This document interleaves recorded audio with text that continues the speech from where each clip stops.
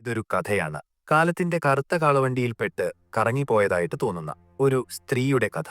സ്വാതന്ത്ര്യം ഒരു സ്വപ്നമായിരുന്നപ്പോൾ, ശക്തി ഒരു ശാപമായിരുന്നപ്പോൾ, അവളെ തെറ്റായി വ്യാഖ്യാനിച്ചു, ഭയപ്പെട്ടു. ഒടുവിൽ മറന്നുപോയത് ഈ ലോകം തന്നെ.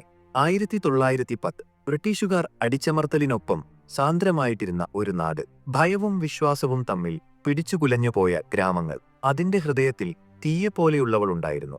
പഴയ ചിഹ്നങ്ങൾ ഉണരുന്നു, മറന്നുപോയ വാഗ്ദാനങ്ങൾ വീണ്ടും ഗർജിക്കുന്നു. കർണന്റെ ശാപം ഒരു ജീവിയായി ഉണരുമ്പോൾ അവളെന്ന വീര ഒരു ജ്വാലയായി മാറുന്നു. അവൾ ഒരു പോരാളിയല്ല, അവൾ പോരാട്ടം തന്നെയാണ്. അവൾ സ്വാതന്ത്ര്യം തേടുന്നവളല്ല, അവൾ തന്നെ സ്വാതന്ത്ര്യത്തിന്റെ ജ്വാലയാണ്. ഒരിക്കൽ ഒരിടത്ത് സ്വാതന്ത്ര്യം കിട്ടുന്നതിനു മുമ്പുള്ള ഒരു ഗ്രാമമുണ്ടായിരുന്നു.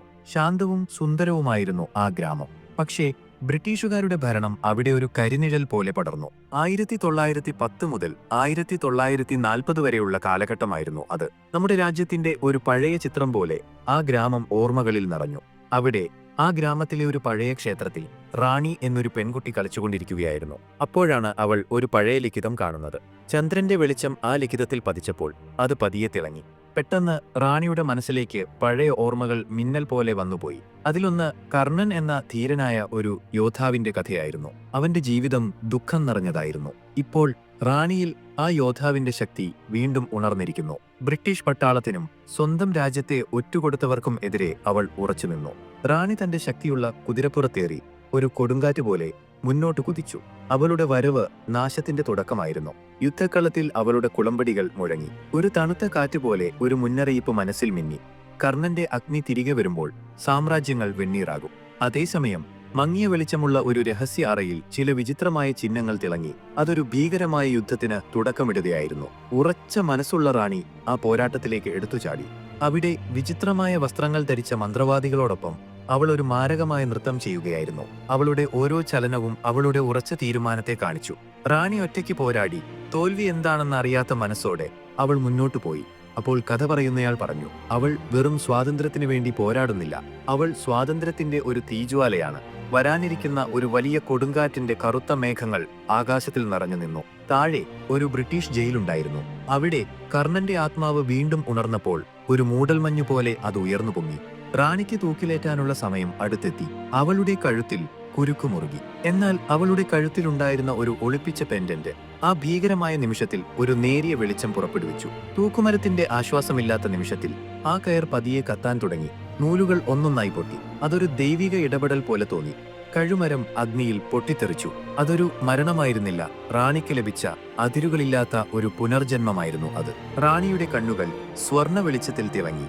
അവളുടെ ഉള്ളിലെ ഒരു പഴയ ശക്തി ഉണരുകയായിരുന്നു. ആ പെൻഡന്റിൽ നിന്ന് വന്ന വെളിച്ചത്തിൽ റാണി ഒരു പഴയ ഗുഹയിലേക്ക് നടന്നു. അവിടെ മറന്നുപോയ സംസ്കൃത മന്ത്രങ്ങൾ ചുമരുകളിൽ നിന്ന് കേട്ടു. റാണി ആ പഴയ വാക്കുകൾ ചൊല്ലിയപ്പോൾ കർണൻ വീണ്ടും എഴുന്നേറ്റു. സത്യത്തിനു വേണ്ടി, അഗ്നിക്കു വേണ്ടി. പ്രേതശബ്ദങ്ങൾ അവളെ വലയം ചെയ്തു. അഗ്നിജ്വാലകൾ നിറഞ്ഞ കുരുക്ഷേത്ര യുദ്ധത്തിന്റെ ദൃശ്യങ്ങൾ അവളുടെ മനസ്സിൽ തെളിഞ്ഞു. പുരാണ ശക്തിയുടെ വരവിൽ അഗ്നിചിഹ്നങ്ങൾ സ്വയം ജ്വലിച്ചു. ഇതിഹാസങ്ങളിലെ കവചം പോലെ ഒന്ന് റാണിയുടെ ശരീരത്തിൽ രൂപം കൊണ്ടു. കർണന്റെ ശക്തമായ ആത്മാവ് അവളുടെ ഉള്ളിൽ പ്രതിധ്വനിച്ചു. കർണന്റെ ആത്മാവ് അവളോട് പറയുന്നത് പോലെ, നീ എന്റെ അഗ്നിയെ വഹിക്കൂ, എനിക്ക് പൂർത്തിയാക്കാൻ കഴിയാത്തത് നീ പൂർത്തിയാക്കൂ.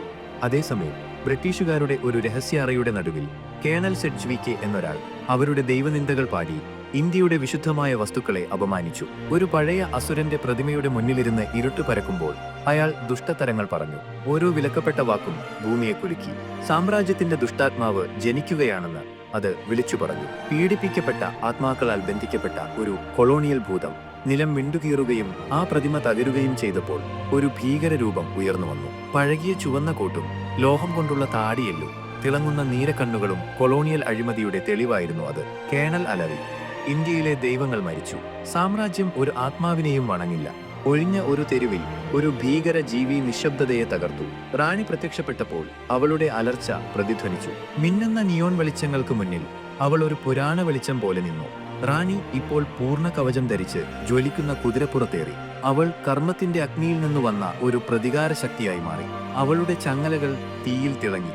ഒരു നാശത്തിന്റെ നൃത്തത്തിൽ റാണി ചങ്ങല കൊണ്ട് ആ ഭീകരജീവിയുമായി പോരാടി. തീപ്പൊരികളും കൂട്ടിയിടികളും ഒരു സംഗീതം പോലെ മുഴങ്ങി. ഒടുവിൽ നിർണായകമായ ഒരൊറ്റവെട്ടിലൂടെ റാണി തന്റെ കത്തി ആ ഭൂതത്തിന്റെ ഹൃദയത്തിലേക്ക് ആഴ്ന്നിറക്കി. ആ പീഡനത്തിൽ നിന്ന് അവൾ ആ ദുഷ്ടാത്മാവിനെ മോചിപ്പിച്ചു. ഇനി ഈ മണ്ണിൽ ഒരു ആത്മാവും ഭയത്തോടെ ജീവിക്കേണ്ടി വരില്ല.